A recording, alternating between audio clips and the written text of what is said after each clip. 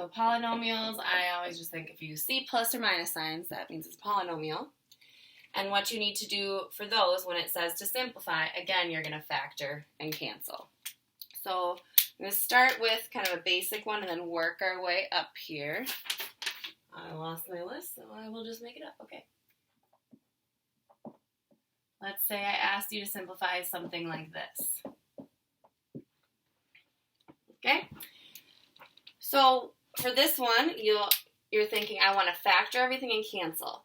If you notice that there's no GCF to take out, it's not a difference of squares, it's not a trinomial, then there's nothing else I can do to factor. So this top one is as factored as it gets. So I like to just write, okay, I know x plus 3 is done. Nothing to factor there. But now on bottom, you should see that, oh, I can take out a GCF. I notice that for my two terms, they're both divisible by 2. So I can take out a 2, and then I'll be left with, after dividing these by 2, I'll be left with x plus 3. Ooh, look at that.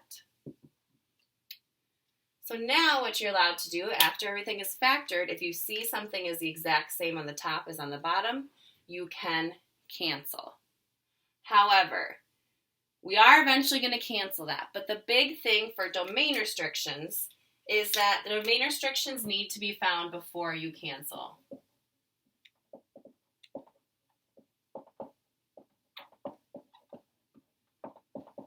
Before you cancel.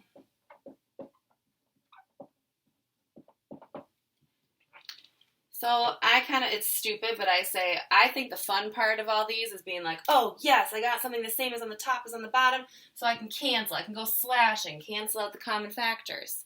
That's the fun part. But, okay, another stupid thing, my parents always said, you can't have fun until you do your chores.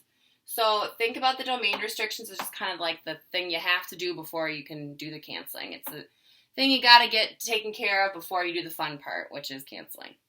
So I have to look at this right here and find my domain restrictions. I need to know what would make the original expression undefined. So I have to do it before I go simplifying and canceling. So I'm going to take what's on the bottom here, and I'm going to think what would make this equal 0. That's what we need to know. So if I set what was on the bottom equal to 0 to find my domain restrictions, you would notice that this 2 really doesn't matter. Any of these numbers that are multiplied in front are just going to get canceled out anyway, because when I divide it out, you'll see again we have 0 divided by 2, or 0 divided by a number, which is just 0. So I'm left with x plus 3 equals 0. When I solve that, I get x equals -3. So that tells me that's the value that x cannot equal. Because if I were to plug -3 back in to my original, -3 plus 3 would make this 0. 0 times 2 would make the whole bottom 0. Can't have that. Notice also if I plugged in -3 to here, it's the same thing. 2 times -3 would give me -6.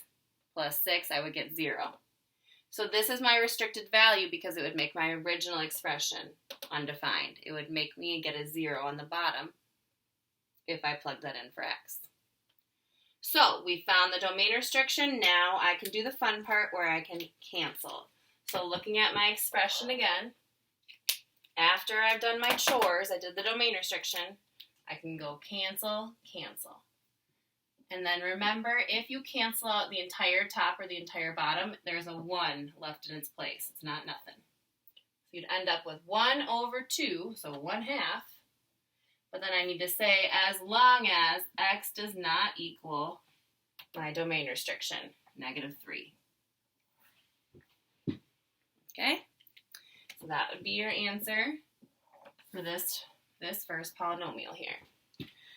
So what you will start to notice, kind of the rules here, when you see an expression, factor it, set the bottom factors equal to 0 to get your domain restriction, and then cancel common factors. A shortcut that we can take is, since this 2 is all, no matter what this number is right here being multiplied, if it doesn't have an x attached to it, it's just going to get canceled out anyway. So really when you're finding your domain restrictions, you can just set the bottom factors, the ones that contain x's, you can just set those equal to 0. So I could just say x plus 3 equals 0 and get my solution of negative 3. Okay, so another example, if you want to pause, this is polynomials.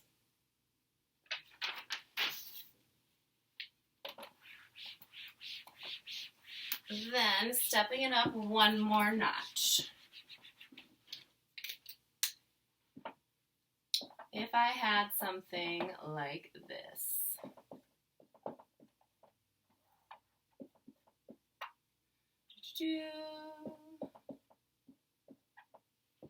Okay, and I asked you to simplify that. You need to remember to simplify, it means factor and cancel. Okay, so to simplify this, I'm asking how would I factor this? How would I factor the top? Well, it's 3 terms, making it a trinomial. Highest exponents of 2, so it's quadratic. So how we factor these was we said what multiplies to the end and adds to the middle.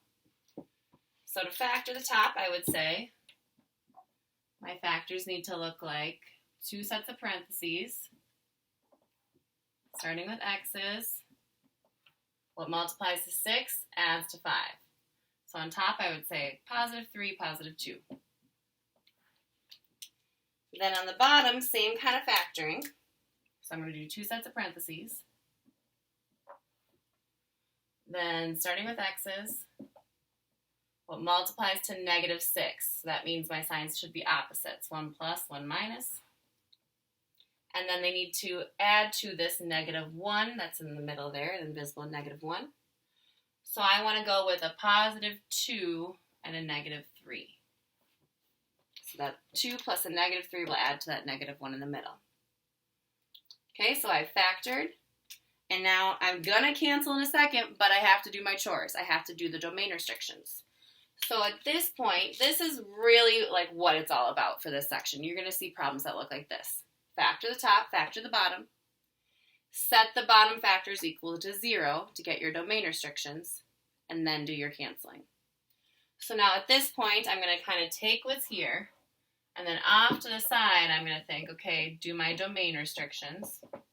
Got to do my chores before I go out and play. So I'm going to take each factor and set them equal to 0. Because I don't want either of these factors to equal 0, because if one of them is 0 and I multiply it, I'm going to get 0 on the bottom. So I think what would make each of these factors 0, and I solve backwards, and then I'll say x can't be that. So set the bottom factors equal to 0, solve for x. I get negative 2, so I know that x can't be negative 2, because that would make the expression 0. Here I get positive 3, so I say x cannot equal positive 3, because that would also make it 0 if I plugged either of these numbers back in here for x, or into my original, you would see you get 0 coming out. So we can't have either of these two. So now for my answer, I get to do the fun part. I did the domain restrictions off to the side. Now I can go back to my expression here and see what's the exact same on the top as on the bottom. So I can't cancel out this plus 3 and x minus 3, but I can cancel out the x plus 2's. And so you end up with x plus 3 on top, x minus 3 on bottom, and I say that's my answer as long as x does not equal negative 2 or positive 3. Write our answer like that. Okay? So in general, if we wanted to write some steps for this, why don't we pause? Let's take down this answer here. Go ahead and pause if you wanted to take down those into your notebook. And then I'll kind of lay it all out what it's going to look like for simplifying polynomials. So polynomials is what you're going to be working with the most.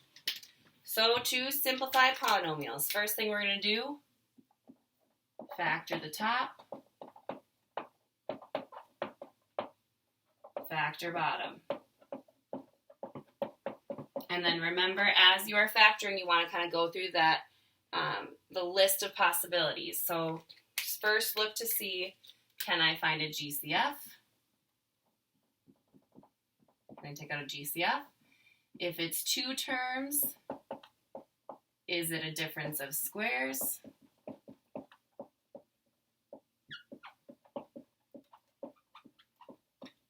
And then if it's three terms, that's going to be trinomials. And then remember that also included voodoo, we called it, or slide and divide, if there's a number in front.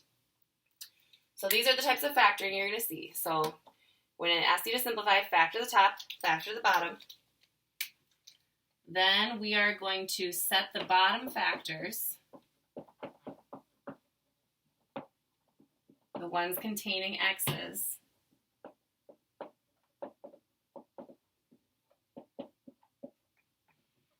equal to 0,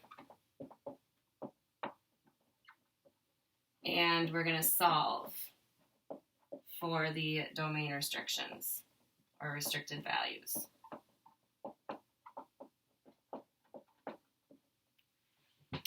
Okay, and then we'll write our answer as like x cannot equal these numbers. And then once you've done your domain restrictions, then you can go ahead and cancel factors that are common on the top and the bottom.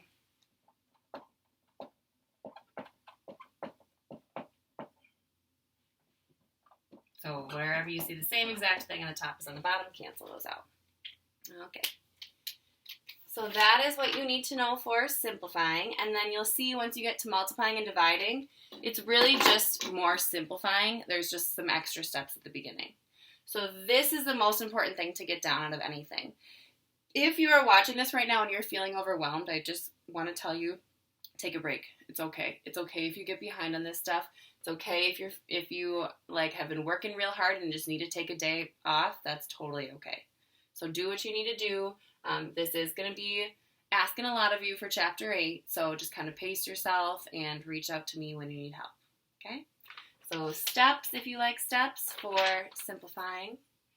And I might be posting some more videos coming up here with the review, so just keep checking Canvas and keep emailing me if you have any other questions or specific questions you want me to answer.